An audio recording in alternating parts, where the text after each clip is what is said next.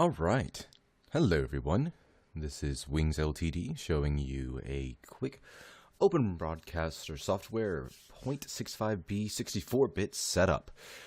So, I love OBS, and yes, we'll ignore the fact that I'm recording with not XSplit, but FFSplit. It's it's very different now, but of course, since I love, using OBS, we're going to use OBS. So, we're going to go on, you just downloaded this, and you're wanting to do a local recording. You're not wanting to stream to Twitch or YouTube or anything else. You don't even care about any of that, right? We just want to get started. Okay, so the first thing we'll do is we'll go to Settings and General, and we're going to type in Offline. Or you can type in, of course, obviously, whatever name you want. You can always have your enabled cursors over your projector. Always leave that enabled, just because I want to see my cursor over this if I'm having to show OBS, because sometimes I do tutorials on OBS while OBS is running, but since I'm doing a full setup on OBS, I didn't want to have the infinite window, per se. So, we have offline profile, right? Encoding. Now, you can change this bit rate, pretty much whatever you want. You can go to the OBS forums for things for higher bit rates, etc., etc., or you can use bitrate calculators. They do have a lot of bitrate calculators out there, but if you're not going to be doing very intensive Battlefield 4 action, stuff like that, right, you don't really need to go supremely crazy.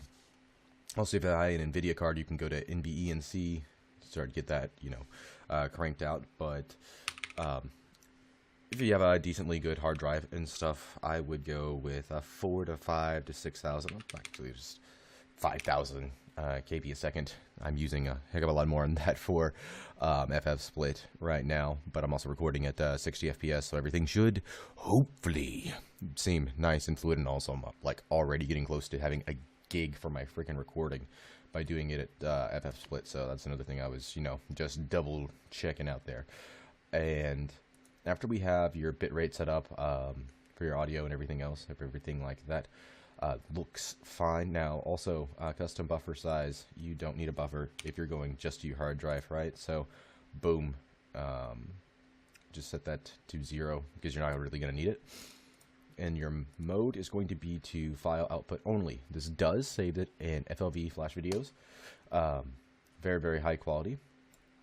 And so I've got my recordings folder here, and it's actually going to automatically convert that to an MP4 file, or you can do it to a flash video file. I like MP4. It's a lot smaller, still nice, high quality. And then I can, oh yes, I also need to type a file name. So the game we're going to be doing this for is Ascent the Space Game. So Ascent Tutorial 1, right? I can just type that, save it. Make sure you change that display name each time you're going to be doing a recording, right? I know other ones have it built in where, it changes it and everything else. I mean, you can have this, as you can see, whenever it's highlighted here, you can see you can actually set everything up so it will keep generating other videos with everything you want there. So I guess you don't have to just keep renaming it. I'm just me. I mean, I could do what is that? If I'm just doing the game Ascent, right, I could do Ascent $, capital D to do the day of the month, or I can do a 0 padding on it, the time, everything else. I mean, you can get pretty in-depth with this if you want. And of course, yes, I would just save and apply my changes. This is going to be simple. You choose your graphics card here. You can do a custom resolution or just change your monitor. I've got 2 monitors right now. I can set this up for monitor 1, which is my BenQ, and I do downscaling, of course, because I'm streaming to Twitch. You don't have to do downscaling if you don't want to, and you can do, a good 45 to 60 frames a second if your computer can handle it. Normally, obviously you're only going to really need to do 30. It just depends on if you got the hard drive space, you got the time to upload a ginormous file, which apparently I'm going to take about an hour or 2 to upload this. Thank you, super high quality. But yeah, basically, boom. More stress on your computer, the higher your frames per second is. So, you could just downscale it to 1280 by 720.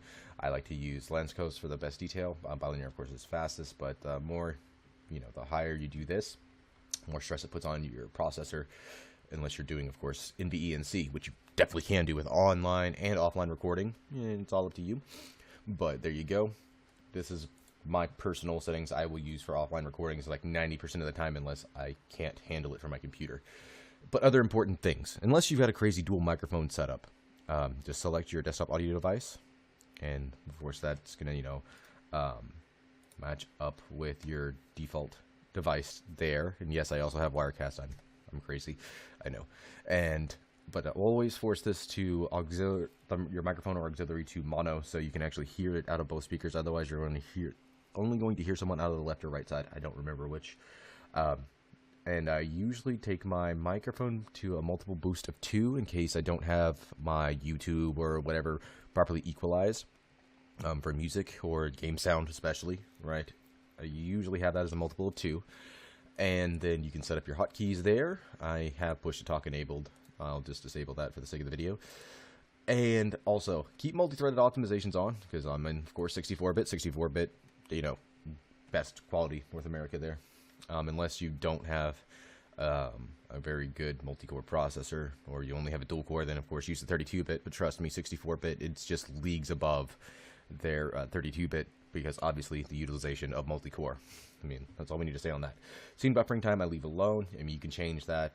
There's a lot of advanced tutorials for that, but basically you don't even need to worry about this stuff. And the QuickSync encoder, you only need that if you're using QuickSync. Microphone noise gate, I use that a lot. As you can see here, I enabled the preview. That's whenever I wasn't talking, and now this is whenever I am talking. So we can set the close threshold. Be about right there. And then whenever I do start talking, we notice it does jump here. So this will have it perfectly fine. And then we enable the noise gate, and we don't have anything to worry about. And also we can do scene switchers, great for StarCraft, etc., etc., etc. Cool. We have that all set up. We are ready to go. Oh, also. Yeah, no, it is enabled. Okay.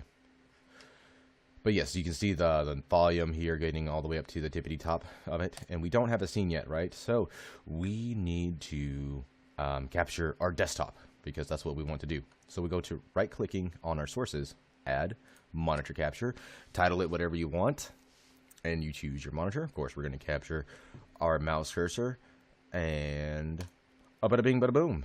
There you go. And that's the one thing I didn't want, which was, infinite windows. Woo! But I can move that over here, unhide this, and then we can see that, and now we see this. Haha. So let's say, all right, so I've got this, I can bring up my Chrome, do whatever with that, show everything that you want to on the desktop, and then I click Ascent. Well, Ascent is actually lucky enough that it automatically captures it.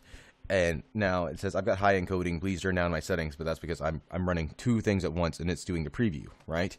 So if you're getting this high encoding CPU, consider turning down settings, then, you simply just go to your settings and turn them down. Turn them down very low, Charlie. So the only thing you don't get is obviously seeing your FPS. You'll be able to easily notice it in the game. But let's say you're having a game that's not as easy to do as Ascent, right? And you need to just capture it. Well, we'll just go here, and we can do that. Make sure to stretch it. And then, boom. And I can come over here and click the check mark. Look at that. Easy peasy lemon squeezy. Am I right on hiding it, not hiding it? Or you can set this all up to hotkeys. I mean, you can get an advanced or as unadvanced as you want. Then, of course, you're going to hit your stop preview. And then you can do start recording. You can start recording and replay buffer. Probably the best thing to do, honestly. Or just click start recording if you don't need a replay buffer at all. So because replay buffer, of course, allows you to watch while you're recording and do all those other crazy things. Probably don't need that. But just start recording. Bada bing, bada boom. Then you stop recording, and you are dippity dabbity dunsky. So, oh man, I don't even know how much. I was seeing over here. Oh, there we go. I'm already at 1.33 gigs for like a 10-minute recording. I know I only said it was going to take 2 minutes to set up, but I talk a lot. But, yeah, so that is basically all she wrote. We're going to get this exported out to YouTube. And if you have any more questions, anyone, just drop them in the comment box down here at the bottom. In a world where everyone uses OBS, it stands above all. Ignore the fact that I was using FF Split. Thank you, Good night. Had to find where I hit the stop button.